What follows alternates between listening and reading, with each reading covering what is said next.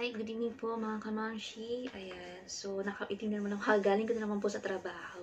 So ngayon na itatakal po natin is, nagtataka kayo pala bakit laging nandito ko sa loob ng bahay nagbablog. Kasi po, mas maganda sa loob ng bahay, tahimik siya, walang, walang iistorbo po. At saka one more thing is, hindi ako pwede sa labas, hindi ako pwede sa trabaho pag nasa bahay lang po tayo. So ngayon ang topic po natin is, ano ba ang work ko rito? Tapos, saan related? Magkano ang sahod? Yun eh. Magkano ang sahod dito ng OFW Qatar? Okay po, ako po ay isang sales representative, sales consultant. Pero, dito po is multitasking tayo. So, parang sa Pilipinas din, di ba, yung sales po sa Pinas is, so, meron tayong cashiering, meron tayong stock, parang stock clerk.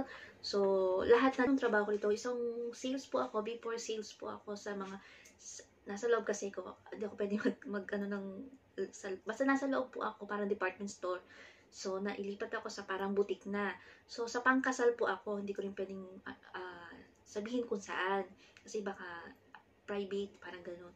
So, elaborate ko lang po, i-share ko lang po sa inyo kung ano. So, parang bridal consultant. Actually, tayo bridal consultant. Parang ano lang tayo, assistant kasi, mostly Arabic po kasi yung mga client namin. So, may European naman. Pag European, tayo po ay nakikipag-communicate, accommodate po. So, eto po, ano ba ako? Sales. So, sales representative, consultant. Yun po yung tawag sa atin. So, sales, bridal consultant po ako. Sales admin, ayan. So, yung trabaho ko po is multitasking, tinatawag natin. So, eto na yon. So, assistant administration ako. Meron po ako senior. Hindi ko rin siya pwedeng banggitin. Pero Pilipina rin po siya. Ayan. Kung nanonood man siya, kilala mo na siya. Ikaw yun. So, meron kaming damit pang kasal. Tinatawag nila na tarha, sa ulo, sa bail, accessories, sapatos. Yan po yung inaano namin. Parang, tapos, once in a, parang, seasonal po. Kasi di ba alam niyo naman po ang kasal. Pero ibang klase ang kasal dito sa Qatar kumpara sa atin na basta kasal lang. Sa kanila importante yun kasi once in a lifetime nila ginaganap. At saka bongga, glamuroso, mala pantasya, mala artista. Yan.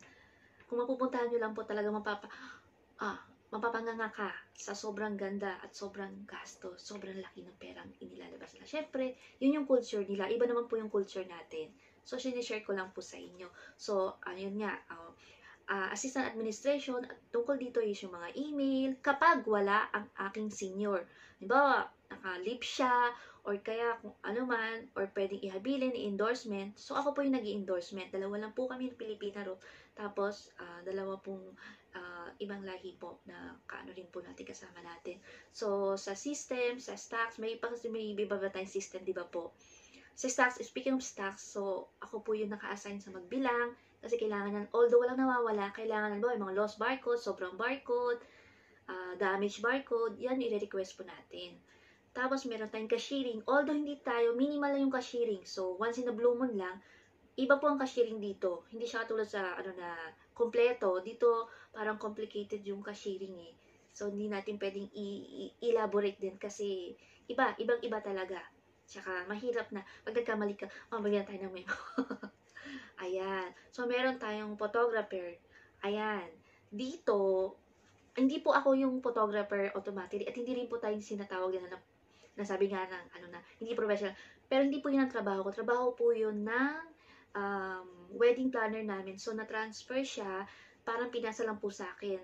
So, regarding po that is, by appointment din siya, pag may makeup sila, kung ano yung binili nila na damit, yung last proba, tinatawag po yung last fitting ng damit, doon tayo mag-set ng appointment. So, naka-makeup. Puli yung hair niya, tapos po yung accessories, everything. So, lahat po na nagaganap sa mga photoshoot, yun yung ginagawa ko po. Yun yung tinatrabaho ko. So, every month, pagpalagay natin 5, 6, isa-set po natin ang appointment yun. Nung nakaraan yun, sabay-sabay.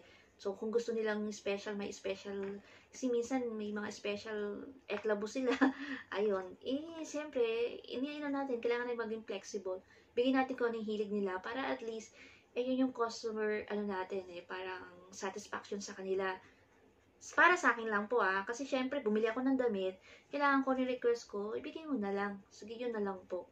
So, yun, nakalagay yun sa digital album. So, hindi natin pwedeng ipakita yung digital album eh. Kasi nga private. So, parang isipin nyo na lang yung iPad, maliit na iPad, yun. Tapos may takip. So, pag binuksan siya, ayun na. Oh, yun na yun. Assisting event. Ayan. Nag-assisting event tayo for last year, tsaka mga lapas-pas. Ngayon, hindi na kasi bawal na nga po. Tsaka nakakapagod po yun. Exceeding siya sa oras, wala na siya sa oras. Pero maganda rin kasi minsan may tip tayo. Pero huwag kang umasa. Syempre, alam ng customer yan na nabili na sa'yo eh. So, ano na yan, package deal na. Maganda rin naman po. Minsan, dun ko nakita yung first time kong makita ng glamoroso, super glamoroso, mababait sila. Tinitrato ka na okay, meron na okay, na okay. Bawal mag-set ng mga negatibo, diba? So, alam na natin yun. Basta, magandang experience. Sobrang gandang experience. Asa na ba? Iba pa. Ayun. Sa mga day off, may mga day off tayo once a week. So, minsan every Saturday, depende. Pag may mga event, ayan, meron tayong, pag sa event naman, meron po tayong tatawag na trunk show. Yung trunk show, yung mga brands. Marami po tayong mga brands. Ayoko rin magbanggit ng brands. Basta ano po kayo, search kayo sa YouTube, kung ano po yung mga branded ng pangkasal ng Qatar yun. Kasi bawal tayo ayoko po magbanggit ng any brand. Basta high-end brand po siya. Parang haute couture na tinatawag nila. Yan. Monthly. So, 35 days or pag 21 yata or 21 pag bago. Tapos 35 to 45 kung parang ganun. Yun yung ginagamit natin every year. So, obligate na kunin mo yun kasi kapag hindi ka umuwi, repeat yun. Before binabayaran, pero ngayon hindi na daw. Sick leave, ayan.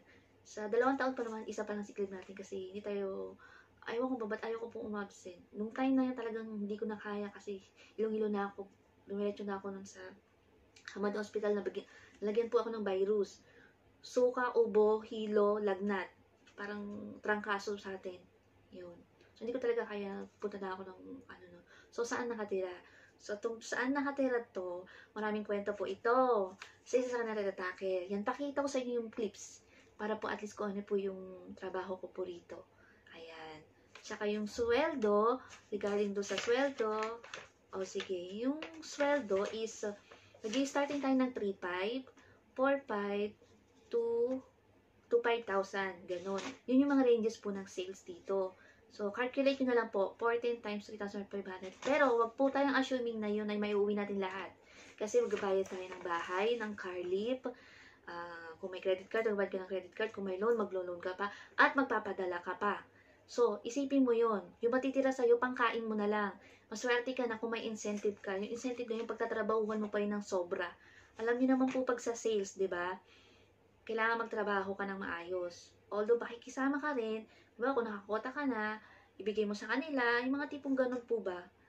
Yung sinasabi daw bakaw. Bakaw. Ewan ko, basta, yun po yung maisishare ko sa inyo. Tignan nyo na lang po yung mga clips. Andiyan po yung mga kabatchmate ko. Sorry naisama ko na kayo. So, ayan po, sana po may tulong po ako sa inyo or na-share na ulit. Sensya na ngayon tayo na ulit kasi nung day off po, ang dami kong ginawa po. Sobra. Rin natin, upload din po natin yun. Huwag na muna po ngayon, ha? Kasi, naantok na ako. Opening po tayo ngayon. So, ayan, straight. Talagang na po ako. Susunod, meron pa po tayo ulit. Sige po, maraming salamat. Tingnan nyo na lang po yung mga video. Pics na lang po yung mga trabaho ko po. Yung mga sway, kwento content. Ayan, nagpapashoutout nga pala yung anak ko, Kim anak, Sam, si Ivan ayaw. Bye-bye. Love you na. Mel, kamag-anak ko. Mama, si Budra, si Kakay. Si Dave, si Micah, sino ba? Si Ate Janet, si Maymay. Shout out daw kay Jinky. Yan, Jinky baby, shout out. Yan, sige po, salamat po.